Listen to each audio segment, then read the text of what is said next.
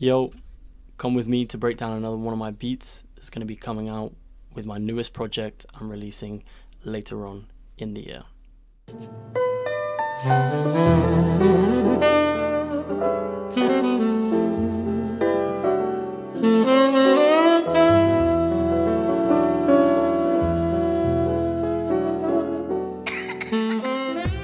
So this is actually quite a simple sample chop. It's literally the same thing repeated over the whole process, but what makes this one slightly interesting is these scratch vocals that I chopped up and placed in certain points, especially where these gaps are.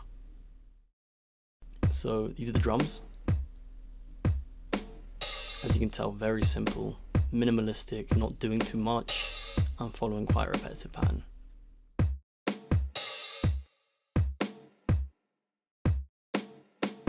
So in the section following, I put some hi-hats, and to stop the actual song sounding a bit muddy and cluttered when there's hi-hats, there's not a lot of vocal chops. As you can see, this kind of follows through the whole song. There are these two sections where there's gaps and nothing at all, but you can see most of it follows a similar trend.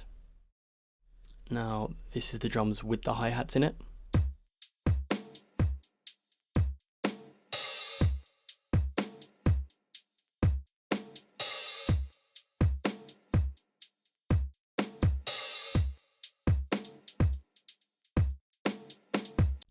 So as you can see, I'm sure you can hear, there's an echo on this. As like I said in my last one, I always like to put my effects on a bus so I can control it more.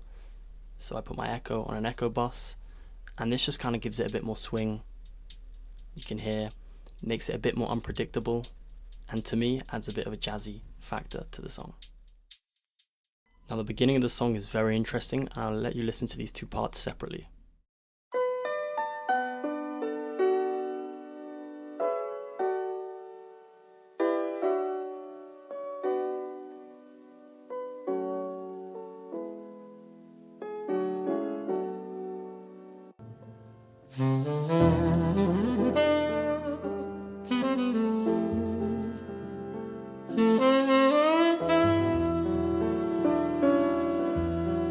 And now this is what they sound like when combined. As I'm sure you'll notice, trumpet from the second, piano from the first, they just combine perfectly together, and this was just a coincidence. Now the main sample itself is actually quite simple. It's pretty much the same thing except for the second section of each, slightly different. You'll notice the second one goes up a little bit, and the first one is just a little bit flatter, just for some small variation.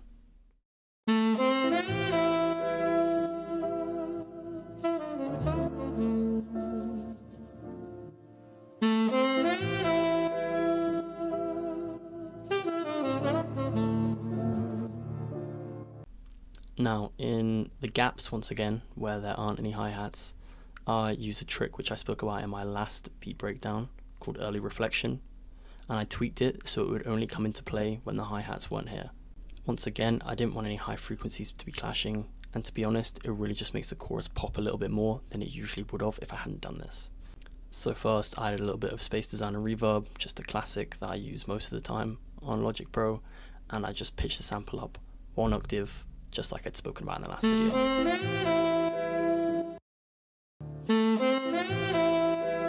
As I'm sure you can hear, there is a really big difference when you really look for it, and it's sat in these gaps again. It's just quite a nerdy thing, the average listener probably wouldn't notice. Now, the spice and real bit of pizzazz in this song is obviously the vocal scratch chops. This one in particular comes from a kit that one of my boys sent me, and this one is from a song called You Know My Steez. So I cut up each little scratch sound effect and placed them in an order which really fit the rhythm of the song.